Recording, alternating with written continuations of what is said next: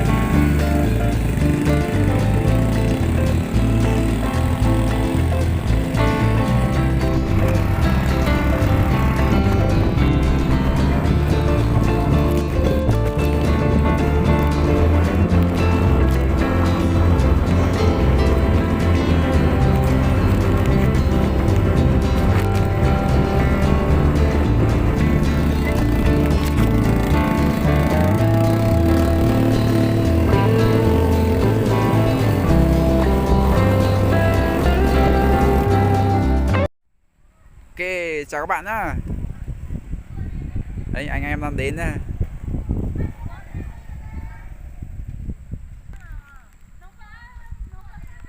Ôi rồi, nhìn như trên Hà Giang ấy các bạn ấy.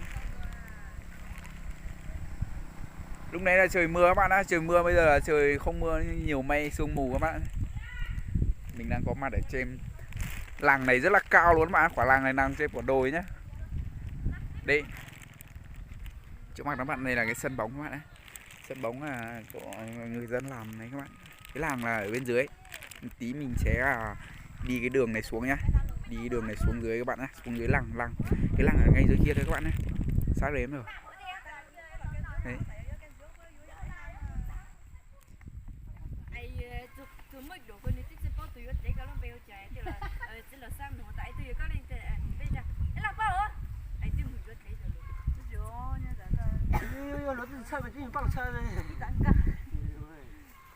Đây đến rồi các bạn nhá. Nhà cưới là ngay bên kia rồi nhá. Ok, bây giờ mình sẽ tiến thẳng đấy.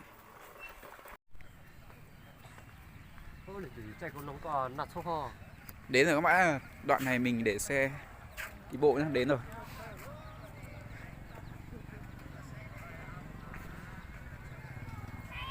Ô, vẫn nào phần đến nàng á. Không là chính là phải tí hú mà.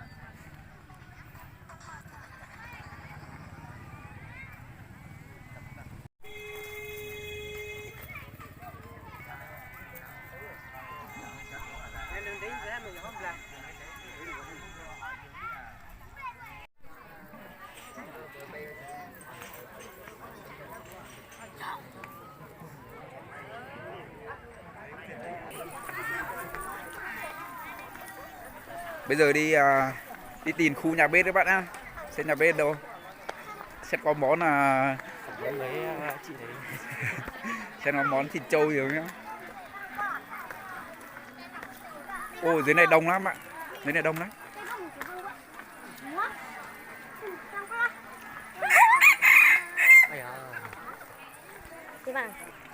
Cô sang trống nó cơ. Mình giới thiệu các bạn đi chơi tí chưa? Nhà gái này, nhà này nhé các bạn. Đấy. Nhà này là bộ lô đen đây mà nhá, nhưng mà do sân hẹp xong là dựng cái rạp cưới ở trên này các bạn nhá. Đấy. Dựng cái rạp cưới ở trên. Đấy. Còn chắc khu nhà bếp là vẫn nấu ở bên này nhá các bạn nhé.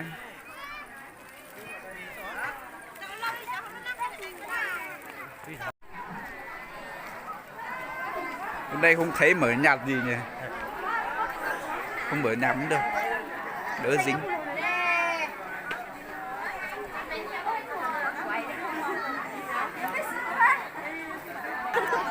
Hả? Cắp con tụi nhang tụi vội tụi ní. Bây em hù quay hù đó.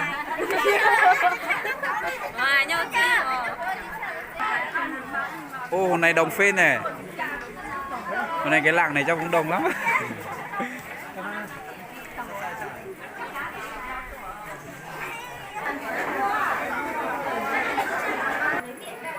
Đây các bạn á, cô dâu chú rể đây nhá. Cô dâu là tầm 16 tuổi các bạn. Chú rể bao nhiêu tuổi thì năm nay? 18 à? Chú rể 18 tuổi các bạn nhá. Đây. Cô dâu chú rể rất là xinh, rất là hật đôi luôn nhá. Đây. Ở ngoài đây các bạn. Anh em là đến là uống nước ngoài này các bạn nhé. Mình đi ăn mà lên trên rạp cưới ăn các bạn nhé. Mình xem khu bên này các bạn. Anh em làm rất là đông vui luôn. Đấy.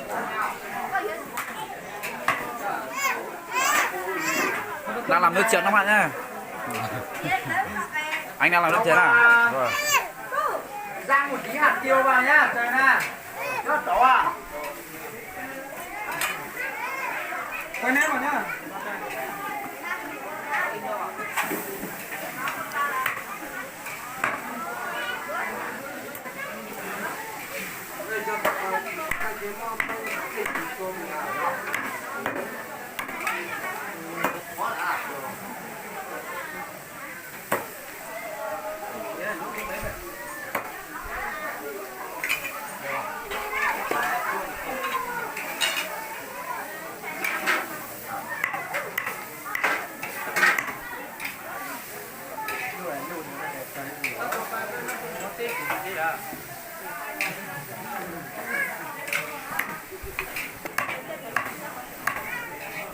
Đây các bạn nhé, xe tàm bần như này nhá.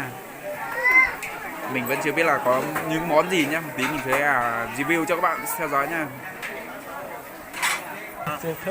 To à? Giờ rau sắc rồi nó to.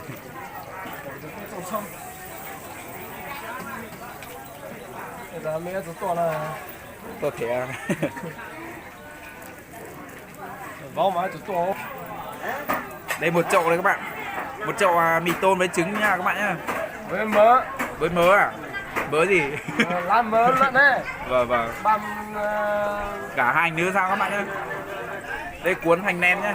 Mình sang bên này cho các bạn xem. Bên này là đang rán đây này. Đây các bạn nhá, đang rán nem nhá. Đã ăn trên cái bân luôn. Bân nó rộng.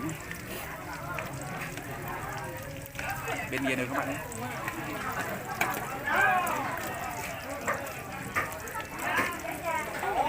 Mua.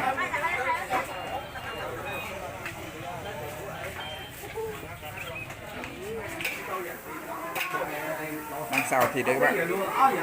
Đây.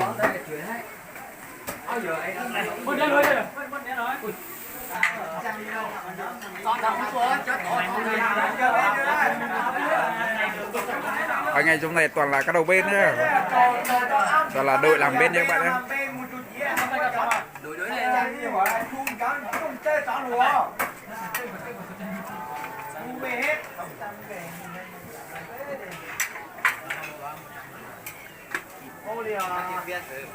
Quay lên.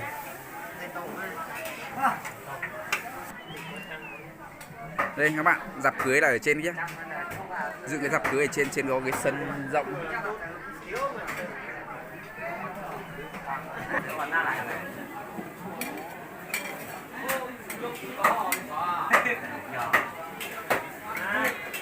nhưng mà các thực ra á còn một dùng vào không cái là cái giáp lại đúng quá gì rồi này đi ô khỏi thế nó chặt chứ mặt khỏi mày thấy con đang tha đi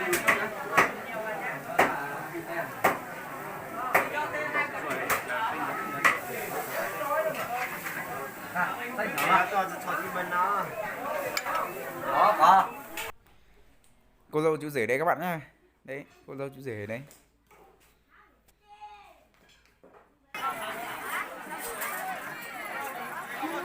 Trông dàn mình làm trông dàn các bạn ạ. Trông dàn nhá. Ô.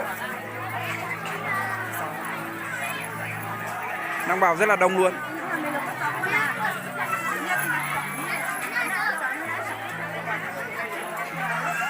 Bà con là đang vào mơn các bạn nhé.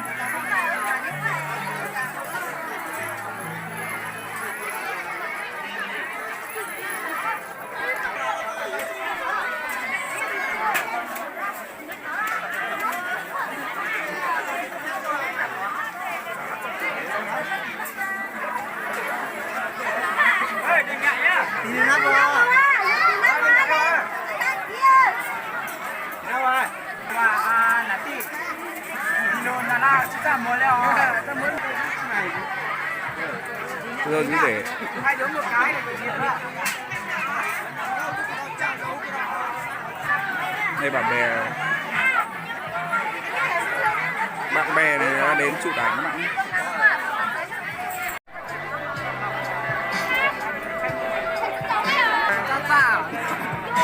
Hả?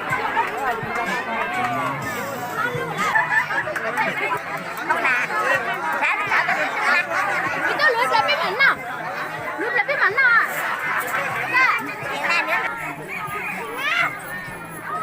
Hôm nay đông phết các bạn.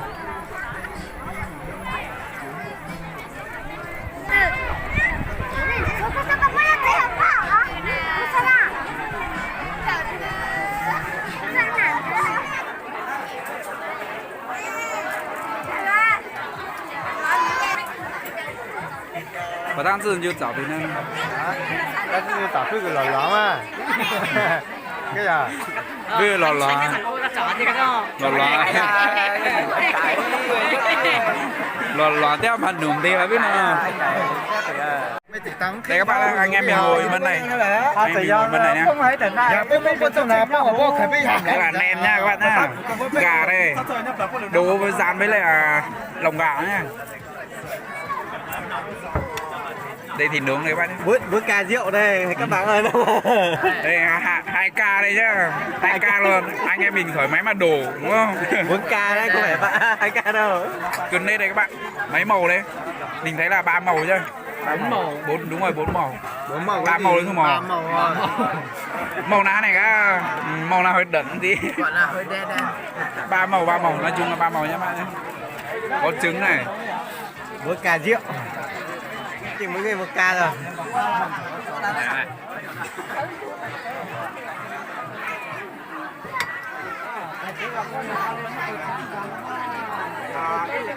quay này tao quay qua nè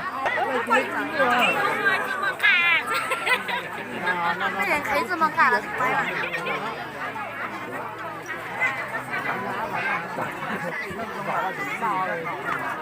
Ôi giờ chỉ là自动腊肉了，这自己呢。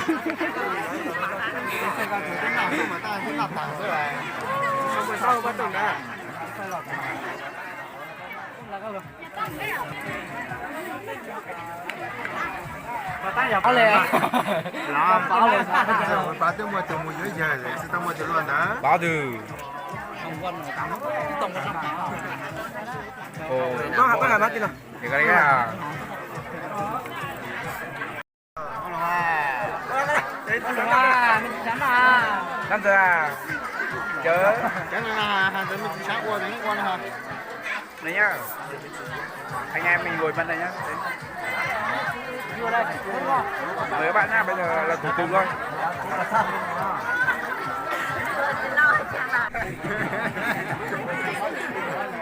Dùng các bạn ạ, nhớ các bạn dùng nhá. Đúng rồi. Em mong gặp bà te, chẳng một thôi luôn nè. À, chẳng chúa chẳng làm một tên rồi.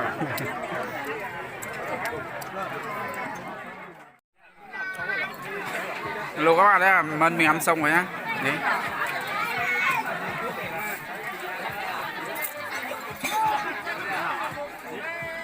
Đây, bên mình ăn xong rồi ăn nhanh lắm bạn nhé.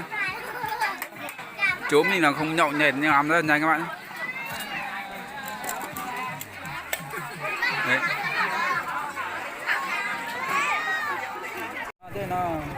Cái nỏ nè. Còn lẽ Đất đó là sân con dưới lắm kìa. Nó ăn này ta chả có gì bị kìa. nó máu tảng mua rụt tha. Tao đi. Mình ăn xong rồi các bạn nhá. Ăn cơm xong rồi. Đây đây tao đang ở bên một đi. Bên một ngôi. Đây. Giá tao nằm má mua rùa. Cháu nhỏ này phải cháu tốn nào xuống rồi. Cháu nào lại tăng này hả? Chưa mua cái sọt tặng á cái này.